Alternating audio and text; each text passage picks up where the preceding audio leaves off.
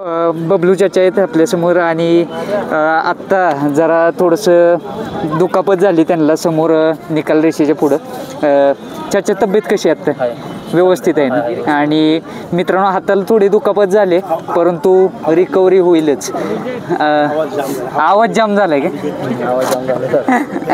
मामा पण आहेत आपल्या समोर. मामा, ज्या वेळेस प्रतिष्ठेचा विषय असतो, सर्व फॅन्स जिंकण्याचं म्हणजे इच्छा असते, त्यावेळेस कधीच नाराज नाही करत. नाही, बैल नाही कधी नाराज करत.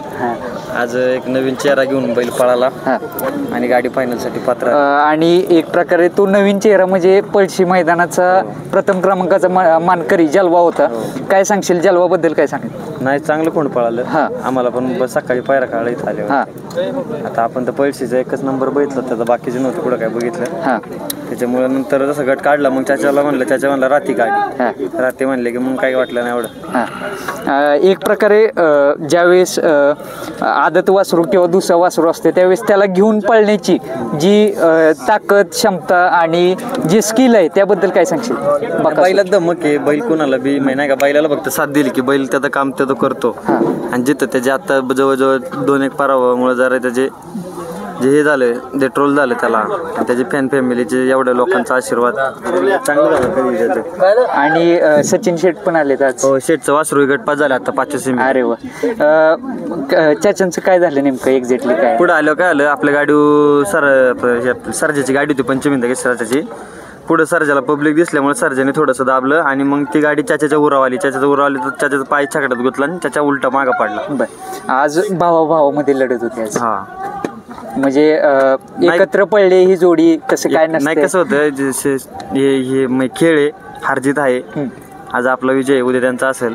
आणि एक प्रकारे ज्यावेळेस निकाल रेस दिसते त्यावेळेस तोंडावर निकाल घेण्याची जी शैली आहे किंवा जे म्हणजे त्याला समजतं की बाबा आता मालकासाठी आपल्याला निकाल घ्यायचा आहे, चाहते जे आहेत त्यांना खुश करण्यासाठी निकाल, त्याबद्दल काय सांगशील? नाही, चाहत्यांसाठी तर बैल आपला पोहोचतोय, फॅन फॅमिली खुश करते, त्याला सगळे देव मानतात. देव कधी कुणाला नाराज करत नाही. ट्रोल काय करण्यात आलं? ट्रोल काय करण्यात आलं? ट्रोल काय नाही, आता हे म्हणायचं याच्यावर मी ठोकणार, त्याच्यावर मी ठोकणार, असं काहीतरी थोडंफार व्हायचं 19-20 इकडे तिकडे. पण आपल्याला पहिल्यापासून सवय, आपण बोलून नाही करून दाखवतो. आणि एक प्रकारे ते पळून तो सिद्ध करून दाखवतो. ते बोलायची गरज नाही आपल्याला. 1-2 मैदानात रिप्लाय फिक्स. मला वाटतं त्या दिवशी पण तुमची घरची गाडी पळाली, साम्राज्य आणि बकासूर. त्यावेळेस पण पायऱ्याची अडचण आली साम्राज्याला. आणि तुमची मनापासून इच्छा होती की त्या बाबा ही घरच्या गाडीनं गुलाल घ्यावं, त्याबद्दल काय सांग? नाही, आपण आदल्या दिवशीपर्यंत आपल्याला पैरे नव्हते झाले. आपण जवळजवळ 8 दिवस त्याच्या घरी चक्रा मारत होतो, फोन करत होतो, सगळ्या गोष्टी करत होतो, पण नाही कोणी बैल दिला. शेवटी निर्णय घेतला रात्री 8 वाजता घरची गाडी हाणायची.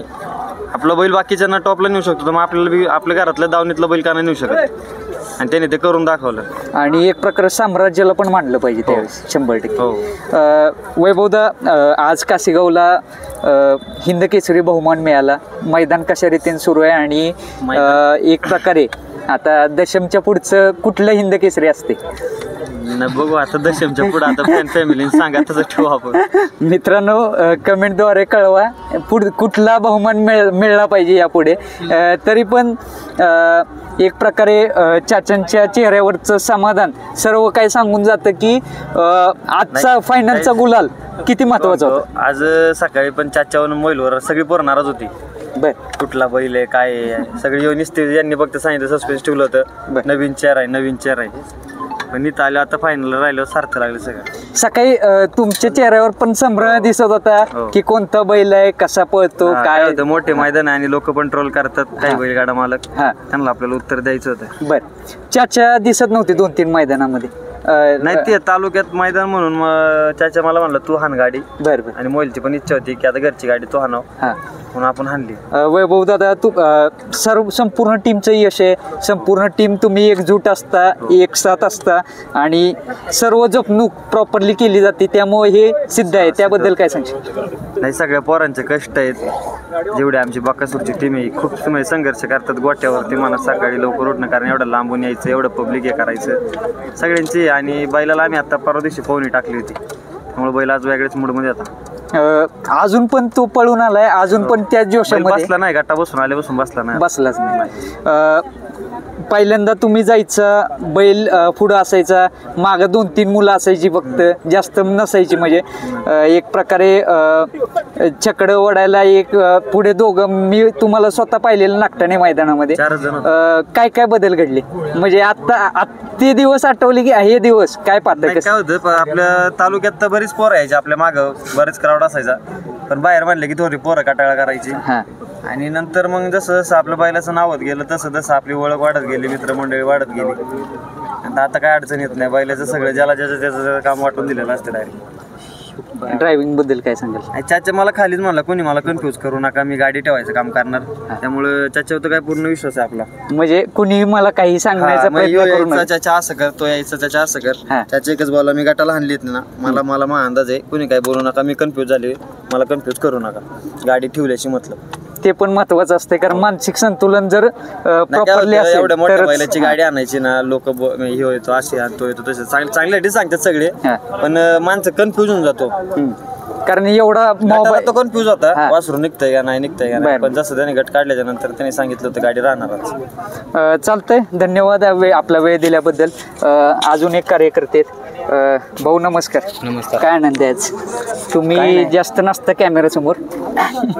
नाही नसतो, आहेत आमचे सहकारी वैभव मामा, मोबाईल शेट. कसं वाटते आज चांगलं वाटतंय, आज ओव्हरटेक करून बैलाने आज निकाल घेतला. लय असं म्हणजे खूप आनंद. आज 11व्या हिंद केसरी झाला. हो, 11 वेळा हिंद केसरी. 1 नंबर केला तरच आपण लावणार, नाही तर काय आपलं काय तसं ते काय चालूच आहे आपलं. चालतंय. धन्यवाद. हो.